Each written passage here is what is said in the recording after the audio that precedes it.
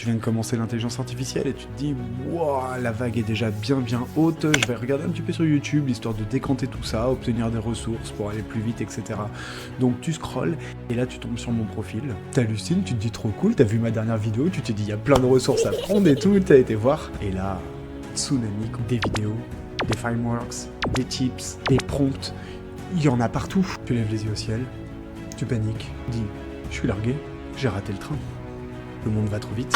Attends, pause, vite fait, 2 secondes. Sache que t'es pas en retard, t'es pile au bon moment. Parce que justement, je viens de coécrire cette vidéo avec ChatGPT. Et je vais tout te montrer, bien évidemment. Donc, l'objectif de la vidéo, ça va être simple. Je vais te montrer 3 manières différentes, lorsque tu débutes, d'obtenir un résultat convenable avec ChatGPT. Parce que, on me le dit souvent sur les communautés auxquelles je participe, c'est génial cette avalanche d'informations qui arrivent et tout ce que tu laisses à disposition, Romain. Mais si je dois débuter, comment je fais? Je m'y prends? Comment lui parler? Où est-ce que je commence? Aide-moi, s'il te plaît! Bah ouais. Bah cette vidéo, elle est là pour ça, justement. Je suis là pour te répondre aujourd'hui. C'est à toi que je m'adresse. Oui, à toi. Donc premièrement, on va voir la méthode la plus simple possible. Tu parles, il clarifie ta demande. Ouais, un mode conversationnel hyper facile. Deuxièmement, je te fais part d'une méthodologie que je mets en place quasiment à chaque fois que je suis dans la création. Et troisièmement, je te montre un prompt ultra structuré qui permettrait d'obtenir le même résultat finalement, mais du premier coup. Ouais, c'est quand même facile. Et tu vas voir que même toi tu peux le faire, hein, ce méga prompt ultra structuré, je vais t'apprendre à le faire dans cette vidéo justement. Et sans difficulté, sans base technique, tu es ultra débutant, tu ne sais rien faire, et bien c'est ta vidéo. On y va, c'est parti. Donc partie 1, on a démarré comme ça. Je lui ai parlé sans structure et je lui ai dit « Bah tu crois qu'on pourrait faire une vidéo pour aider les débutants à utiliser ChatGPT ?» Je l'ai challengé, il m'a relancé, je lui ai proposé mes idées et il l'a transformé en 3 premières versions qu'on va appeler des drafts, autrement dit des brouillons.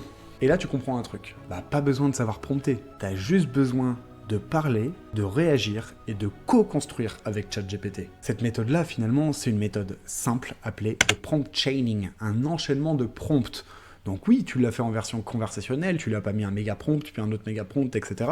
Mais au fur et à mesure de tes demandes et de tes ajustements que tu as fait à l'oral avec lui, eh bien, tu as créé tes prompts et ton résultat final. Et pour que ce soit encore plus facile, eh bien, on va vraiment utiliser le mode conversationnel. Sur ton téléphone, ou sur l'application de ChatGPT, tu as le petit micro en bas à droite, comme ici, qui s'appelle « Dicter ».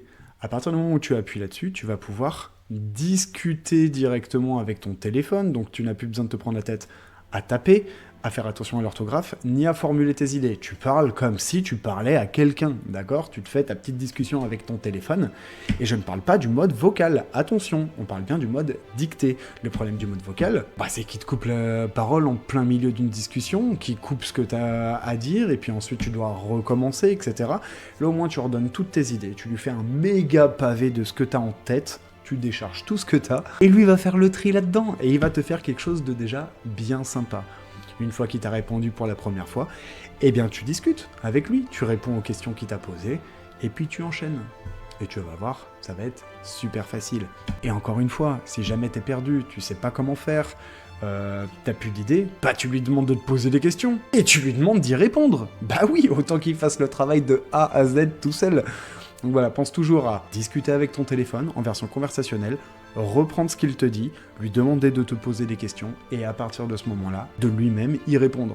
Si t'as pas la réponse à la question, bien sûr, sinon t'as le droit de faire travailler un petit peu ta tête. Hein. Donc là, t'as vu, c'est un méga prompt que je lui avais écrit. Enfin, un méga prompt. Une grosse conversation, hein, j'ai parlé à mon téléphone. Comme tu le sais bien, je participe à beaucoup de communautés, communauté school, voilà, il y a même des répétitions. On s'en tape, ChatGPT comprend tout de toute façon, donc t'es pas obligé de lui parler correctement finalement. Même si tu fais des fautes d'orthographe et que t'as tapé, on s'en balance, et lui il s'en fout royal. Donc je lui ai expliqué tout ce que je voulais faire, l'idée de cette vidéo, etc. Il m'a dit pas de problème, je suis chaud, la mission du jour c'est ça, clac clac clac, il m'a fait mes petits trucs. Continue la discussion avec lui, t'as vu, méga prompt, encore une fois, tout est dans le conversationnel. Et il m'a proposé donc les fameux brouillons, qui sont ici les 3 drafts. Et à partir de là, on va pouvoir établir la méthode numéro 2. Bien sûr, tu aurais pu continuer jusqu'à obtenir le résultat final. Mais la méthodologie que je vais te donner après est indispensable pour toute création à partir du moment où tu es débutant. Et même expert d'ailleurs, parce que beaucoup ne le font pas, font confiance directement au ChatGPT et donc passent à côté de l'essentiel de comment lui parler véritablement. Partie numéro 2, let's go! D'abord, je vais te résumer ça en quelques points et ensuite on va revoir chaque point individuellement. Donc, la chose à faire finalement, c'est que tu lui demandes de générer des brouillons. D'accord? Par exemple, moi ici, je voulais créer le script de la vidéo. Eh bien, je lui ai demandé de me faire 5 brouillons de script complètement différents, avec des tonalités différentes, une mise en page différente. Tout est différent finalement dans les différents drafts. Et une fois qu'il m'a pondu le résultat, donc là, hop, il m'a donc fait ces 3 brouillons, donc des drafts. Et une fois que c'est fait, je lui ai dit, évalue-toi. Toujours avec le téléphone, mode vocal activé. Juge chacun de tes prompts pour révéler ce qui fonctionne le mieux. Fusionne ses résultats pour obtenir la meilleure partie. Une fois qu'il m'a généré ces 3 brouillons, je lui ai demandé de se faire une critique constructive, d'accord, et sévère de tout ce qu'il avait déjà fait au niveau des prompts. Ça va permettre de donner un pourcentage de viralité, c'est ce que je lui ai dit. Donne un pourcentage de viralité sur chacun des scripts proposés. Prends en compte bien évidemment que c'est adressé à un public débutant et que ça reste pédagogique, d'accord. Étape 1, tu lui fais générer. Il est là, nous on regarde la vidéo, lui il se permet, il se boit son café. Bon, en même temps, ça te laisse largement de temps de laisser un petit like. Hein. Bon, et puis profites-en, hein. Là, apparemment, vu comme il est parti, tu peux laisser un petit commentaire. Peut-être même le temps de regarder une autre de ses vidéos entre-temps. Hein. Ah, il a... Ah non, il réagit toujours pas. Bon, bah, on va s'arrêter là. Il est content, il nous salue en plus. Salut. Hein, on va retourner à la vidéo. Merci Romain. Salut. D'accord. Étape 1, tu lui fais générer des brouillons. D'accord. Et une fois que c'est fait, que ces 3 brouillons différents ont été générés, avec des styles différents, des tonalités différentes, une composition différente, voilà, des choses très différentes, eh bien tu lui demandes de s'évaluer, d'évaluer ces 3 propositions, donc pour ça il va falloir le transformer en critique, hein, d'accord, lui demander une critique sévère de ce qu'il a fait, et d'estimer un pourcentage de réussite ou un pourcentage de viralité ou de ce que tu veux en fonction de la pertinence de ton contexte, pour que lui puisse déterminer un pourcentage et en mettre un au-dessus des autres finalement. Une fois que c'est fait, tu lui dis sélectionne celui qui a gagné, en l'occurrence ici le plan B, et tu vas pouvoir développer l'idée au maximum. Donc la bonne réponse, tu la développes au maximum et tu obtiens un résultat. Une fois que ce résultat a été obtenu, tu lui demandes de refaire une critique constructive sur ce qu'il a fait et de se noter sur 100 par exemple. Bien évidemment, il n'obtiendra jamais les 100 sur 100. Ce qu'il va faire, c'est qu'il va plutôt se donner une note plutôt bonne en général, il se donne entre 80 et 90, bref.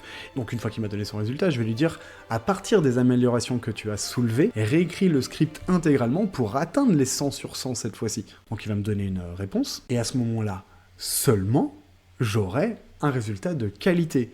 Donc je lui ai demandé de rédiger 3 brouillons, je lui demande d'en sélectionner un, de le développer, de s'auto-évaluer, de l'améliorer, et d'en arriver à quelque chose de très convenable. Donc c'est vraiment très important de demander de l'itération, de la répétition, de l'évaluation de ChatGPT.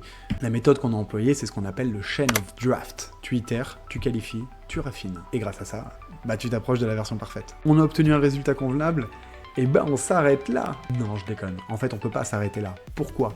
Parce que ce travail-là, il va falloir le refaire à chaque fois, lui redemander de faire ses drafts, de faire... Ah non, on n'a pas envie de ça. Fait précédemment, et même en tant que débutant, tu vas voir, tu vas y arriver pour créer le prompt parfait et arriver à tous les coups à ce résultat-là les prochaines fois. Donc partie 3, je lui ai dit, à partir de toute la discussion que nous avons eue, rédige le prompt parfait qui m'aurait permis d'obtenir ce résultat-là directement sans avoir tout le reste de la discussion.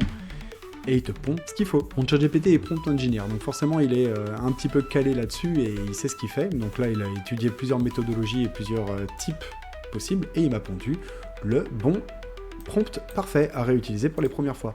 Et à ce moment-là, je vais pas simplement le laisser dans la conversation.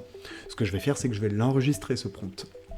Je vais pouvoir le copier, aller sur TextBlaze par exemple, comme ici. Si tu connais pas TextBlaze, je t'ai fait une vidéo dédiée juste ici, hyper important, bibliothèque de prompt, et pas que en plus. Donc, petite surprise dans la vidéo, va voir ça tout de suite après la vidéo. On crée une nouvelle snippet, on colle son prompt, et on va lui donner le nom qu'on veut. Et voilà, mission accomplie. Bon, je t'ajoute une partie 4. Dans cette partie 4, je te donne vite fait 2-3 bonnes pratiques finalement pour prompter facilement avec ChatGPT. Ou plutôt des choses à éviter. Enfin, les deux quoi.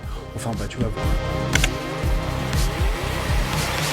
Ne fais jamais confiance à ChatGPT les yeux fermés. Certains me disent ça, me disent « Ah bon, dans ces cas-là, ça change tout. S'il hallucine et qu'il peut me dire des conneries et qu'il est sûr de lui, Bah, je préfère pas l'utiliser parce qu'au final, je flippe, quoi. Eh ben, tu peux lui demander de vérifier ses sources à chaque fois et de ne pas te donner la réponse s'il ne l'a pas. Et tu lui demandes toujours de s'auto-évaluer. Ça, c'est hyper important. À partir de ce moment-là, il pourra te dire qu'est-ce qui est améliorable et les points qu'il n'a pas pu traiter finalement. Utilise des captures d'écran. Oui, des fois, on n'a pas envie de lui expliquer tout son contexte, ce qu'on est en train de faire, etc. Imaginons que tu utilises un nouvel outil no-code que tu n'avais pas exploré auparavant. C'est compliqué de lui expliquer tout ce qu'il en est. Donc, un petit imprimé écran, ça va super vite, tu lui donnes et ça lui apporte énormément de contexte. Et ensuite, tu peux continuer la conversation avec lui tranquillement. Ne sois pas trop poli avec lui. Tu lui dis pas « Est-ce que tu pourrais éventuellement faire ça ou en es-tu capable ?» Non, tu arrêtes. Tu lui fais une liste de missions, tu fais ça, tu me proposes 3 variantes, tu résumes en bullet points, peu importe, tu lui donnes des ordres, d'accord? Arrête de croire que c'est un humain. Il ne fonctionne pas mieux si tu lui donnes la possibilité de faire moins bien, d'accord? Ordonne-lui ce que tu veux, sinon il risquerait d'avoir la flemme et de pas aller au bout du truc. Et par contre, ça n'empêche pas de lui dire merci et de le motiver. Ah ça par contre, ça a des effets. Et oui, c'est le point suivant. En fait, à partir du moment où tu dis à ChatGPT « Bravo pour ce que tu as fait », tu l'encourages, tu lui dis que c'est bien ce qu'il a fait, eh bien tu vas voir que les résultats seront bien meilleurs parce qu'il va prendre note au fur et à mesure de ce qu'il a fait et il va toujours continuer dans cette dynamique positive envers toi. Et tu vas voir qu'il a la tendance à en faire un petit peu plus quand t'es sympa avec lui finalement et quand tu l'encourages. Dis-lui que t'as foi en ses compétences par exemple. Ouais, je sais, c'est plus à ChatGPT de te prendre par la main, mais des fois, à l'inverse, ça marche aussi. Utilise le « nous ». Oui, ok, c'est toi qui crée avec ChatGPT, ou ok, c'est lui qui crée tout seul avec tes réponses à toi. Mais si tu utilises le nous, tu crées un genre de collaboration, un genre de binôme avec ChatGPT, et encore une fois, ça augmente ses capacités, ça augmente les générations qu'il peut te faire. Au final, tu obtiens des réponses beaucoup plus incarnées. Et enfin, dernier move, et j'en ai parlé au début de la vidéo, c'est de lui dire de te poser des questions. D'ailleurs, j'ai un prompt qui est tout prêt à copier-coller dans mes ressources sur quand t'es coincé avec ChatGPT, qu'est-ce que tu fais? T'hésiteras pas à aller voir ça. Et en fait, tu vas lui demander de te poser les questions les plus pertinentes qui soient sur le sujet sur lequel tu bosses. Et une fois qu'il t'a posé des questions, tu lui demandes d'y répondre. Oui, comme ça il fait A et il fait B aussi.